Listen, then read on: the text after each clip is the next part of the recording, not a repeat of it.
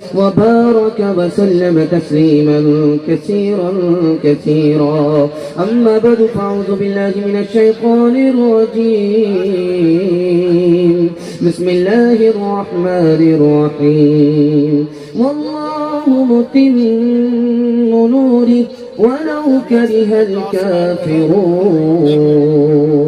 صدق الله مولانا العظيم. وقال النبي صلى الله عليه وسلم أكرموا حملة القرآن، أو كما قال عليه الصلاة والسلام. سبحان الله وبحمده سبحان الله العظيم وبحمده أستغفر الله. صلى الله على سيدنا محمد صلى الله عليه وسلم. اللهم صل على سيدنا محمد يا رب صل عليه وسلم. فانوس بن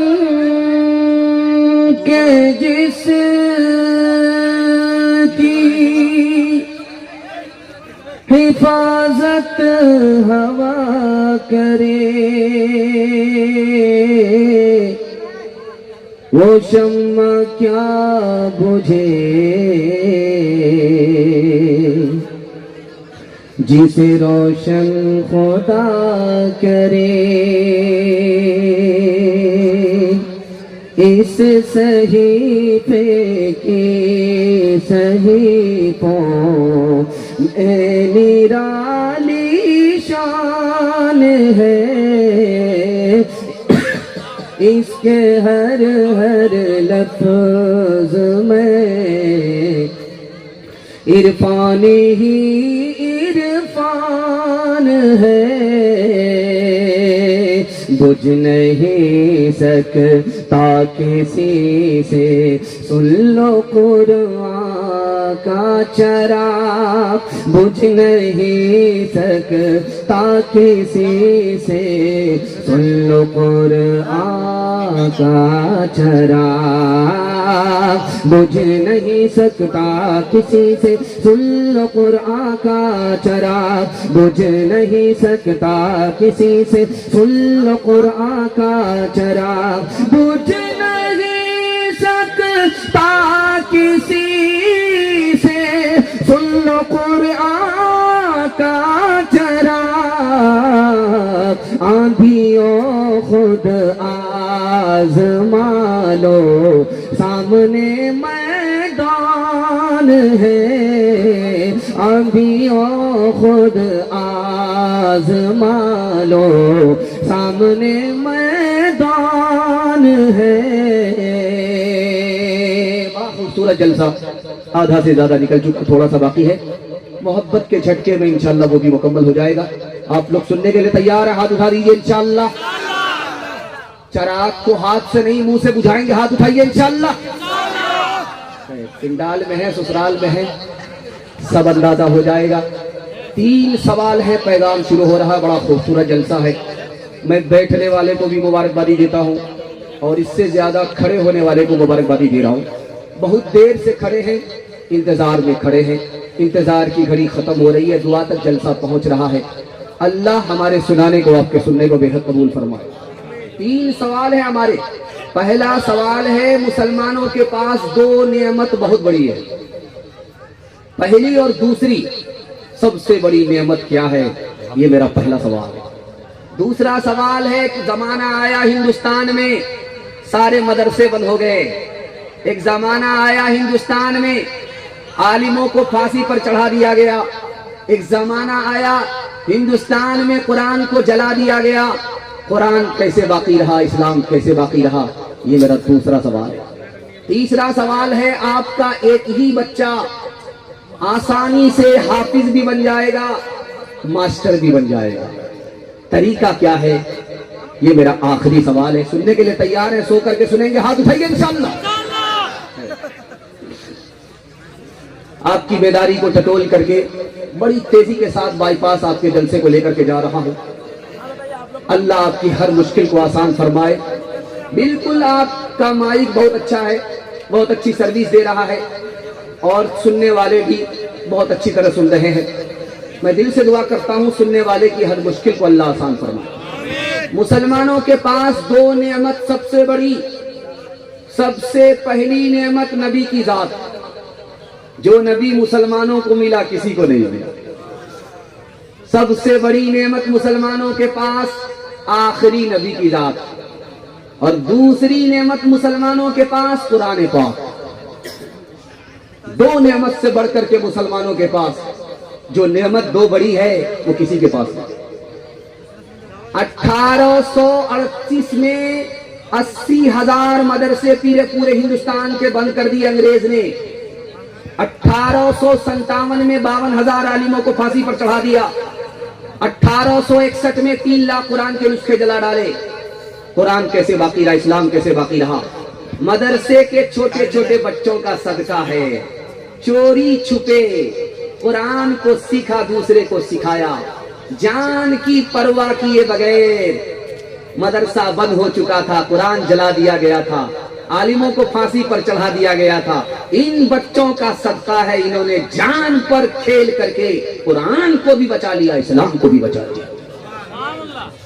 تیسرا اور آخری سوال تھا, ایک ہی بچہ آپ کا ماسٹر بھی بن جائے گا, حافظ بھی بن جائے گا. حافظ پلس ماسٹر ہوگا, ماسٹر پلس حافظ ہوگا. طریقہ میں بتا رہا ہوں. 5 سال اپنے بچے کو آپ اسکول میں پڑھائیے. 5 سال جب وہ پڑھ لے تو اسکول سے اس کو نکالیے, 3 سال کے لیے مدرسے میں داخل کر دیجیے. 3 سال کے اندر آپ کا بچہ حافظ قرآن ہو جائے گا. جانتے اس کا دماغ کتنا تیز ہوگا؟ جیسے پتھر پر چاقو تیز ہوتا ہے. اور جو 3 سال کا جو گیپ ہوا, آپ اپنے بچے کو ٹیوشن کرائیے. وہ ہر بچے کو پیچھے چھوڑ دے گا اور سب سے آگے نکل جائے گا. جانتے ہیں کیوں؟ جس کے لیے قرآن آسان, اس کے لیے دنیا کی کوئی کتاب مشکل نہیں ہو سکتی.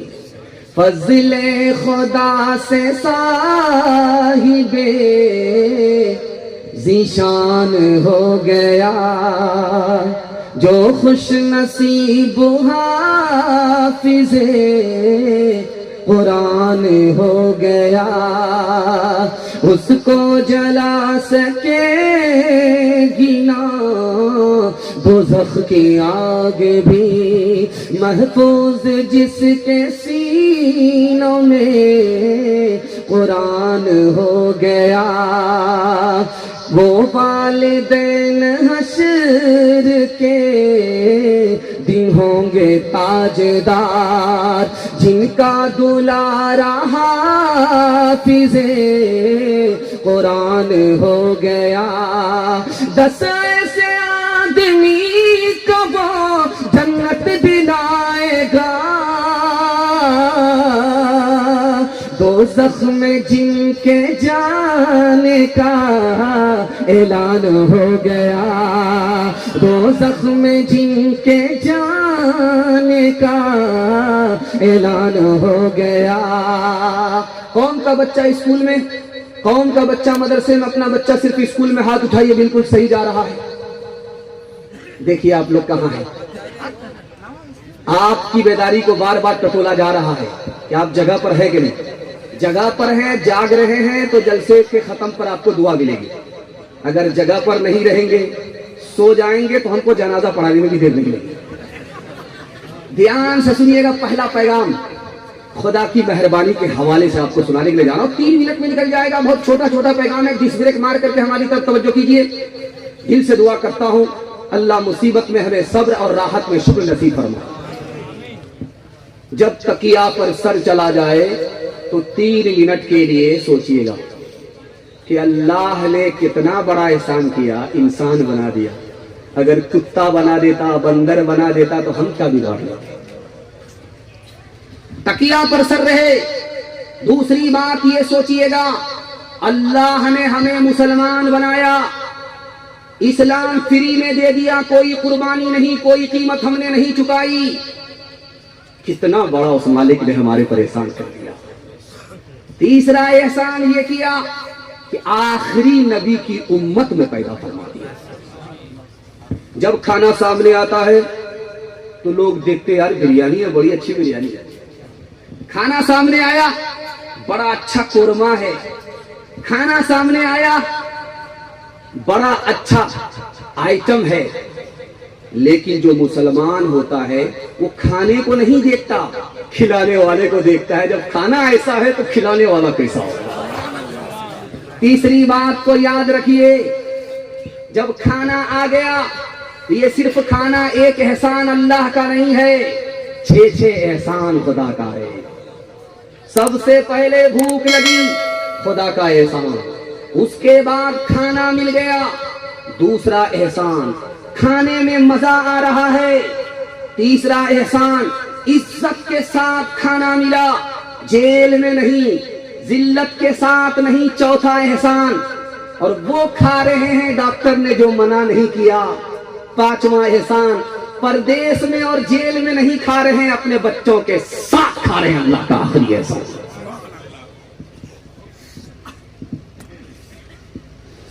कामयाबी कामयाबी कामयाबी कामयाबी कामयाबी तो काम से होगी,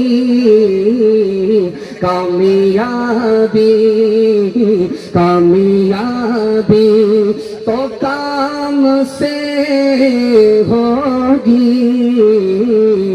ना के हुस्ने ना के हुस्ने कलाम से होगी,